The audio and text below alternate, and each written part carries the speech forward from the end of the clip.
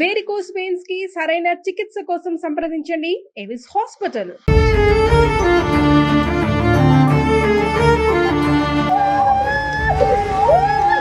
మీరు చెప్పండి తండ్రిగా, అంటే మీరు ఆ స్థలంలో ఉన్నారు, ఆ అబ్బాయి చెప్పేటప్పుడు ఆ అబ్బాయితో మాట్లాడుతున్నారు మీరు, ఆ అబ్బాయి వర్షన్ ఎలా ఉంది?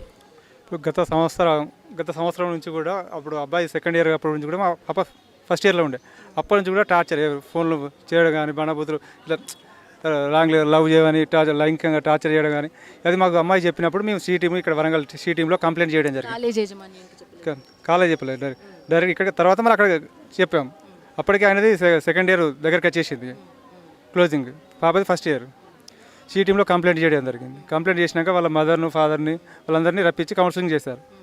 చేసిన తర్వాత అతని ఫోన్లో అమ్మాయిల అన్ని ఫొటోస్, ఇక బట్టలు లేకుండా న్యూడ్ ఫొటోస్, ఐఫోన్లో, సెకండ్ ఇయర్ అబ్బాయికి ఐఫోన్ వాళ్ళ తప్పే లేదు, కానీ ఇటువంటి ఫోటోస్ ఒక దగ్గర 10 జీమెయిల్ అకౌంట్లు ఒక మొబైల్లో, 10 వాళ్ళే అడిగారు. గిన్నికైనా అకౌంట్లు ఎందుకంటే ఒక్కొక్కరికి ఒక్కొక్క అకౌంట్, ఒక్కొక్క మెయిల్. కిరాణా షాప్కి పోతుంటే ఎన్కేజీలు ఫోటో తీస్తాడు, వీడియోస్ తీయడం, అది తీసి మళ్ళీ వేరే వాళ్ళకి ఫార్వర్డ్ చేయడం, ఇట్లా అవన్నీ చూసి వాళ్ళే చూసి మొత్తం ఫార్మాట్ చేశారు. ఐఫోన్ సి టీం వాళ్ళు ఫార్మాట్ చేసి తర్వాత మళ్ళీ ఇచ్చిరా లేదో మనకు తెలియదు. తర్వాత వాళ్ళ మదరు వాళ్ళ ఫాదర్కి ఇలా రాసిచ్చడం జరిగింది.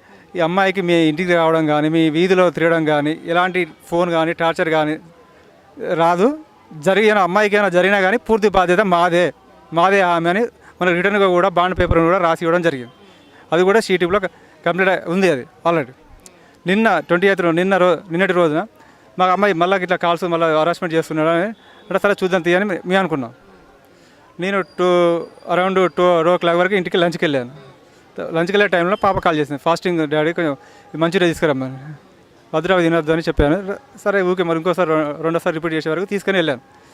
నేను లంచ్ చేశాను, పాప కూడా తిన్నది. ఒక హాఫ్ అన్ అవర్ దాకా మాట్లాడాను పాపతో. అప్పుడు మాట్లాడినప్పుడు మీకేమైనా అనిపించిందా, అంటే తను అధైర్యంతో ఉంది లేదంటే ఏదైనా చేసుకునేంత పిరికిదైతే కాదు, పిరిగి కాదు. పాప అన్ని షేర్ చేసుకుంటే ప్రతి ఒక్కటి ఏది ఉన్నా కాలేజీలో ఏది జరిగినా ఇట్లా చెప్పి ఈ అబ్బాయి విషయం కూడా మీ దాకా తీసుకొచ్చిందంటేనే తను ఒక ధైర్యంతోనే తీసుకొచ్చిందని అర్థం కదా. సరే చూద్దాం మళ్ళీ ఒకసారి షీటింగ్ మళ్ళీ వెళ్దాం అని నేను బయటకు వెళ్ళిపోయాను. నేను వెళ్ళిన ఒక పావు గంట లోపలనే నాకు ఫోన్ రావడం జరిగింది. ఏదో అన్ఎక్స్పెక్టెడ్ పర్సన్ మమ్మల్ని గమనించుకుంటూనే ఉంటాడు. వీళ్ళు ఎప్పుడు బయటకు వెళ్తారు, వీళ్ళ మదర్ ఎప్పుడు వెళ్తారు, వీళ్ళ డాడీ ఎప్పుడు బయటకు వెళ్తారు, ఇవన్నీ గమనించుకుంటూనే అటు వెళ్ళడం ఒక 15 minutes అంతే వెళ్ళిన. కాలా చూస్తాను, వెంటనే బ్యాక్ వచ్చేసాను. అప్పటికే ఫాలో ఇట్లా లోపలికి అన్ఎక్స్పెక్టెడ్ పర్సన్ ఎవరో తిరుగుతున్నాడు, లోపలికి వెళ్తున్నాడు. మేము వచ్చేవరకే అది పాపను ఏమో చేసి మేము పాపను అంత గమనించలేదు. అది మెసేజ్ బయటకి మెస్ డోర్స్ అటు బ్యాగ్ది ఇటు ఫ్రంట్ది కూడా మెస్ డోర్ ఓపెన్ చేసిన, డోర్స్ ఓపెన్లో ఉన్నాయి, మెస్ డోర్లు క్లోజ్ చేసి ఉన్నాయి. ఆ మెస్ డోర్ ఓపెన్ చేసుకుని ఆ గోడ నుంచి వెళ్ళి దునిపోతుంది. ఎవరో పర్సన్ మరి అరే ఎవరు అని నేను బ్యాక్ సైడ్ వెళ్ళాను జరిగింది. ఆల్రెడీ గోడ దునికడం వెళ్ళిపోతున్నాడు. మళ్ళీ నేను ముందటి నుంచి వెళ్ళి పట్టుకోవడం జరిగింది. అందరూ చూశారు పట్టుకున్నప్పుడు కూడా. చాలా దూరం వెళ్ళిండు, ఆ కట్టకాడికి పోయినా పట్టుకోవడం జరిగింది. ఫస్ట్ నన్ను పట్టుకోవడం, మీ అమ్మాయిని చూసుకో ఫస్ట్ చంపేసిన చంపేసిన అన్నాడు. రికార్డ్ ఏం లేదు మనకు. అప్పుడు అసలు అమ్మాయికి ఏమైంది ఏంది టెన్షన్లో ఎందుకు ఇన్ని ఇప్పుడు కూడా నువ్వు రాసిచ్చినావు కదా ఇది. మళ్ళీ అక్కడికి వెళ్ళి ఫోన్ రావడం, అక్కడికి అరుపులు వస్తున్నాయి ఇంట్లో నుంచి. అందులో మనం వదిలేసి మేము ఇక్కడ ఇంట్లోకి రావడం. ఆ చివరికి అమ్మాయి పాప గాయాలు కూడా ఉన్నాయి మొత్తం. ఈ చేతులకు గాయాలు అన్నిటి గాయాలు, అమ్మాయికి గాయాలు కూడా ఉన్నాయి మొత్తం. ఇప్పుడు తనే యాంగ్ చేసుకుంటే నాలుగు బయటకు వెళ్ళడం కానీ టాయిలెట్ కానీ ఏదో ఒకటి కంపల్సరీ దానిలో మనకు సింటమ్స్ అక్కడ తెలుస్తుంది. ఇలాంటిది అంత పిరికి అయితే కాదు.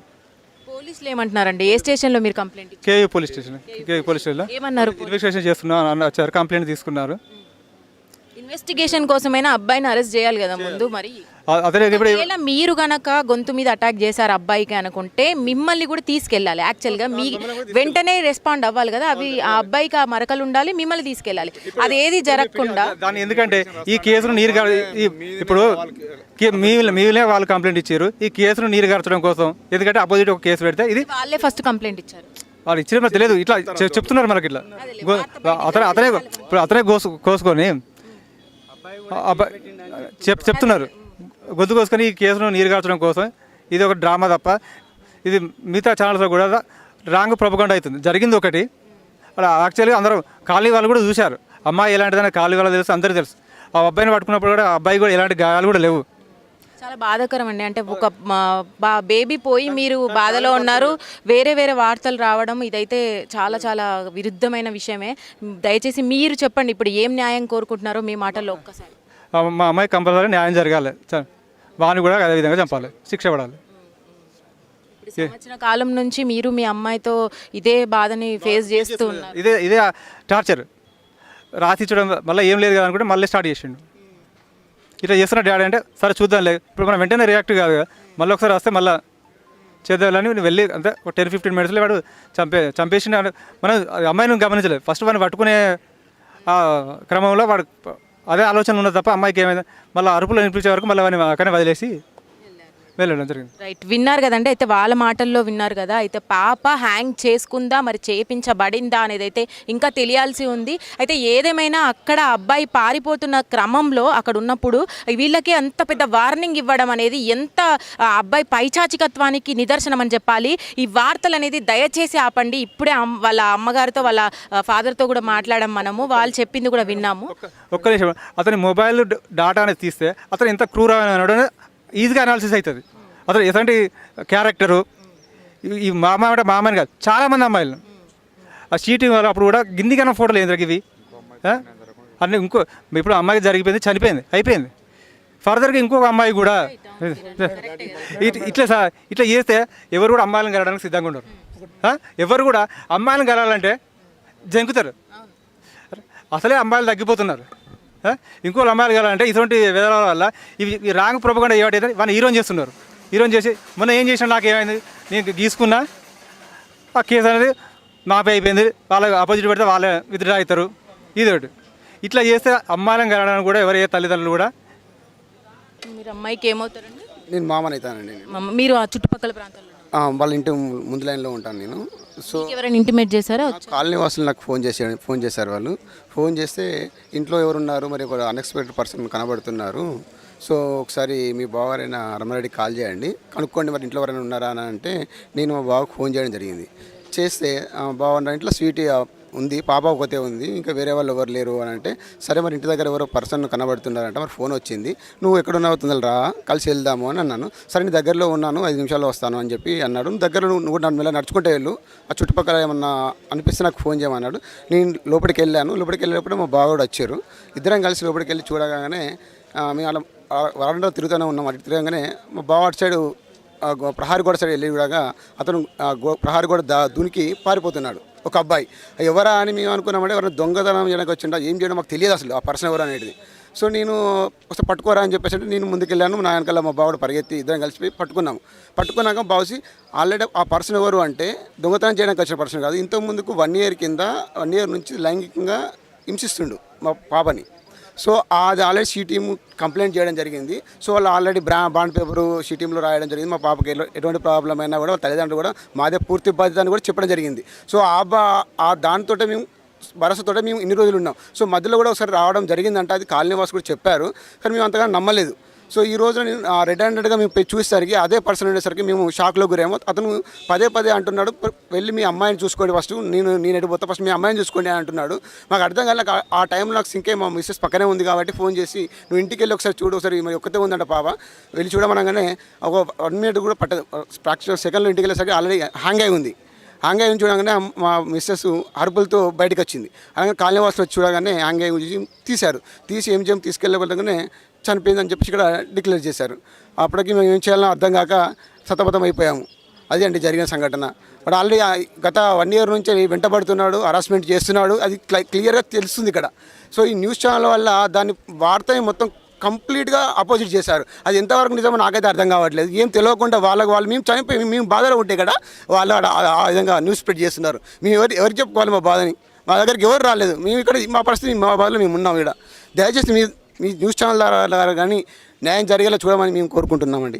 తప్పకుండా అండి, అంటే శిక్ష పడాల్సిందే అట్లాంటి వ్యక్తులు, కానీ మేము కూడా కోరుకుంటున్నాం. బట్ నిజానిజాలు అయితే తెలియాల్సింది, ఇన్వెస్టిగేషన్ అయితే ఖచ్చితంగా జరగాల్సిందే మీరు అన్నట్టుగా. అయితే అబ్బాయి చెప్తున్న క్రమంలో అంటే ఇంటికి వెళ్ళి చూడండి అంటే అంత ధైర్యంగా ఆ మాట మాట్లాడాడు కదా, అంటే మీకేమనిపించింది? నాకు ఎందుకో డౌట్ అనిపించి ఇంటికి వెళ్ళి చూడండి ఫస్ట్ మీ అమ్మాయి దగ్గరికి వెళ్ళండి అంటే నాకు అర్థం కాలేదు. అందుకే నేను ఇమీడియట్ నాకు స్ట్రైక్ నేను మా మిస్సెస్ని తొందరలో ఇంటికి వెళ్ళి నువ్వు ఒకసారి ఇంటికి వెళ్ళి చూడు ఒకసారి అంటే, ఎందుకంటే ఆల్రెడీ 1 year కింద జరిగిన సంఘటన ఇది.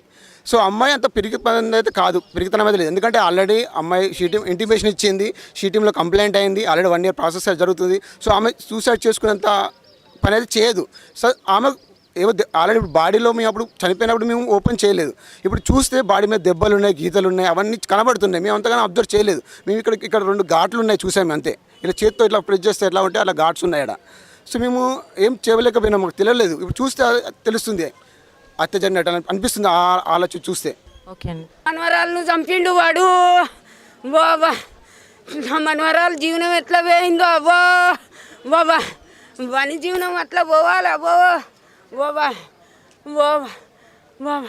పిల్లలు కాదా అవ్వా, నా మనవరాలు ఒక్కది కాదు బిడ్డో, నా సీటవ్వా 1000 మంది జీవనాలు ఉంటాయి అవ్వో, ఎంతమంది చదువుతారు అవ్వో బాబా. ఏం చేస్తారు వీళ్ళు ఎమ్మెల్యేలు ఏం చేస్తారు, వీళ్ళు పోలీసు వాళ్ళు ఏం చేస్తారు, కలెక్టర్లు ఏం చేస్తారు.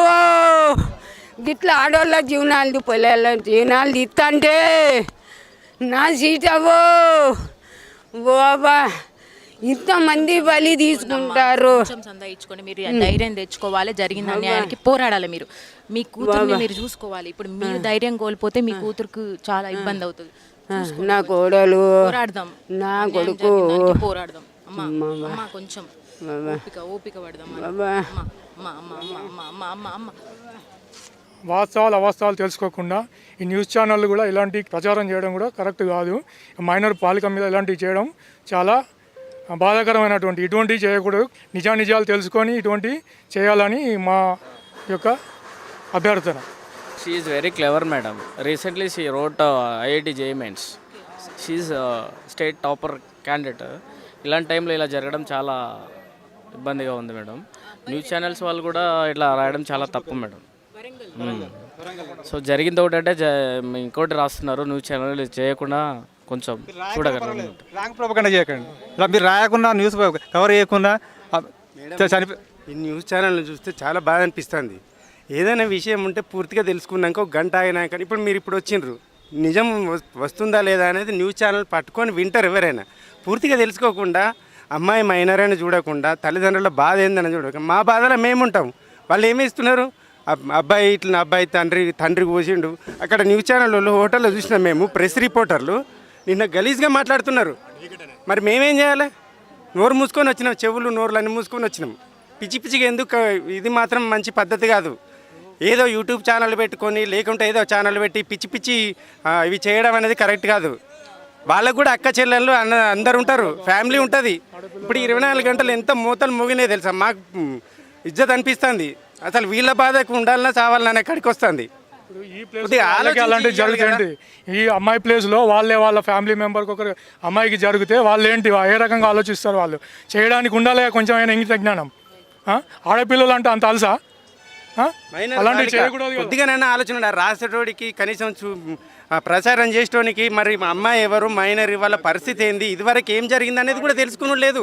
కనీసం అది ఇవ్వచ్చు కదా. ఇంతకుముందు షీటింగ్లో ఇచ్చిండ్రు, మరి దాని గురించి ఏమైనా తెలుసుకున్నారా? ఇదివరకు కంప్లైంట్ ఉంది అబ్బాయి మీద, నెగిటివ్ ఉన్నదని చెప్పనేసి వాళ్ళకి తెలుసా? తెలియదు. డైరెక్ట్ ఇచ్చేసినామా అయిపోయింది. అంటే ఇద్దరిని బదనాం చేస్తున్నారు. అంటే ఇక్కడ పేరెంట్స్ని అయితే, ఆడపిల్లలు అన్నోళ్ళని అయితే చాలా ఇబ్బంది పెడుతున్నారు. మేము స్వయంగా మా ఫ్యామిలీస్ మొత్తం బాధపడుతున్నాయి. ఇది పద్ధతి కాదు మేడం. ఇది ముందుకు వచ్చి మాట్లాడడం మంచిదైందండి. అంటే ఎవరికి కూడా ఇట్లాంటి సంఘటన ఎదురు కావద్దు. ఆల్రెడీ ఆ అమ్మాయి చనిపోయి ఉంది, అసలే వాళ్ళ బాధలో ఉన్నారు. మరి 24 గంటల నుంచి మీరు భరించడం కూడా అది కరెక్ట్ కాదు, అది బాధాకరమే. దయచేసి మీరు కూడా కొంచెం ఓపికగా ఉండండి. మేము కూడా వాస్తవం అనేది టెలికాస్ట్ చేస్తాము. ఖచ్చితంగా ఆ అబ్బాయికి శిక్ష పడుతుంది. శిక్ష పడేదాకా సుమన్ టీవీ మీతోనే ఉంటుంది, ఖచ్చితంగా ఉంటుంది. రైట్, విన్నాం కదండి. వాళ్ళ మాటల్లో అయితే వాళ్ళు చాలా బాధలో ఉన్నారని చెప్పాలి. మైనర్ బాలిక యాక్చువల్గా సంవత్సరం నుంచి కూడా వేధింపులకు గురవుతున్న బాలిక సంవత్సరం నుంచి సీనియర్తో వేధింపులు గురవుతుంది. ఆల్రెడీ షీ టీమ్కి తెలపడం జరిగింది. ఈ క్రమంలో ఇన్ని రోజుల తర్వాత కూడా మళ్ళీ ఇంటికి రావడం, అతను అంతా స్వేచ్ఛగా రావడము, మళ్ళీ అటాక్ చేయడానికి ప్రయత్నించడము, అప్పుడే బయట వాళ్ళు చూసి వాళ్ళకి తెలియజేసి అక్కడికి చేరుకునే లోపే అతను వెళ్ళిపోతున్న క్రమంలో వీళ్ళని పట్టుకోవడానికి వీళ్ళందరూ ఉంటే ఆ అమ్మాయి అక్కడ హ్యాంగ్ అయిపోయి ఉండడం. అసలు హ్యాంగ్ కారణాలు ఏంటైతే తెలియాలి. బట్ నాకు ఒక విషయం అర్థం కావట్లేదంటే, దీంట్లో ఒక అబ్బాయి అంత దారుణంగా బిహేవ్ చేయడం, అంత పైచాచికత్వం చూపించడము, అమ్మాయిని చూసుకోపోండి అనే అంత ధైర్యంగా అబ్బాయి చెప్పాడు స్టేట్మెంటు అంటే ఎన్ని రోజులుగా ఇది ప్లాన్ ప్రకారంగా జరుగుతుంది? మరి మర్డర్ అటెంప్టా ఇది, లేదంటే ఆత్మహత్యనా? ఇంకా తెలియాల్సి అయితే ఉంది. బాడీ మీద మాత్రం గుర్తులు ఉన్నాయని అయితే వాళ్ళు వాపోతున్నారు. చూసే సంఘటనలను బట్టి చూసుకున్నట్టయితే ఖచ్చితంగా ఇందులో ఒక మిస్టరీ ఉందని అయితే అర్థమైపోతుంది. మరి ఆ అబ్బాయి ఏమైపోయాడు? ఇప్పటివరకు కూడా కేయూ పోలీస్ స్టేషన్లో వీళ్ళు కంప్లైంట్ ఇవ్వడం జరిగింది. మరి ఇన్వెస్టిగేషన్ స్టార్ట్ చేశారా లేదా? అమ్మాయికి న్యాయం జరుగుతుందా లేదా? రిపీటెడ్గా అమ్మాయిల విషయంలోకి వస్తే ఇప్పుడు పరువు హత్యలు అనే ఒక మాట వదిలేస్తున్నాం, కానీ దాని వెనకాల అసలు అమ్మ నాన్న వాళ్ళ వాయిస్లు విన్నట్టయితే చూసుకున్నట్టయితే గొంతు మీద అటాక్ చేస్తే కనుక అక్కడే ఇమీడియట్గా అరెస్ట్ చేయాల్సి ఉంటుంది పోలీసులు. మరి వాళ్ళ తండ్రి ఇక్కడే ఉన్నాడు. మరి వార్తలలో కానీ ఎక్కడెక్కడ న్యూస్లలో కానీ ఇది రిపీట్ అవ్వడం వాళ్ళని చాలా బాధిస్తుందండి. అసలు అమ్మాయికి ఏం జరిగిందనేది దయచేసి ఇంకా తెలియాల్సి ఉంది.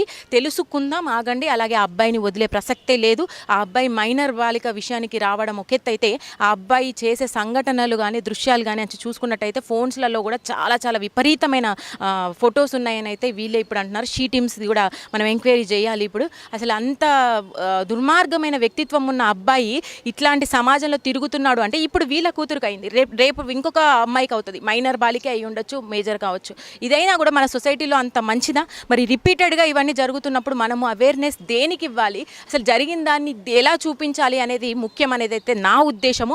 ఇప్పుడైతే వాళ్ళ వాయిస్లోనే ఇక్కడ దాకా వచ్చి వాళ్ళ వాయిస్ వినిపించాలి. 24 గంటల్లో చాలా రకమైన వార్తలు వస్తున్నాయి. తండ్రే గొంతు కోసాడు అబ్బాయిది, అందుకనే ఆ అమ్మాయి సూసైడ్ చేసుకుంది, ఇలాంటివి చాలా వింటున్నామండి. అదంతా కూడా కరెక్ట్ కాదు. ఇప్పుడే వాళ్ళ మాటల్లో అయితే విన్నాం కదా. ఇదంతా కొంచెం తేలాల్సి ఉంది. ఇన్వెస్టిగేషన్ తర్వాత మీకు నేను అప్డేట్ ఇస్తాను. దయచేసి ఈ ట్రోల్స్ కానీ ఈ పరువు హత్యలు అనేవి ఆపేయండి. వాళ్ళ మాటల్లో మీరు విన్నారు, మళ్ళీ వినండి. కాకపోతే వాళ్ళతోనే చెప్పించాను. దయచేసి వెయిట్ చేయండి. ఎవరు కూడా తప్పుడు వార్తల్ని రాయకండి. ఇప్పటికీ వాళ్ళు బాధలో ఉన్నారు. మైనర్ బాలిక, కొంచెం అర్థం చేసుకోండి. మన ఇళ్ళల్లో కూడా ఒక అమ్మాయి ఉంటుంది, వాళ్ళ బాధ కూడా అదే. దయచేసి మేము అప్డేట్ ఇచ్చే వరకు ఆగండి.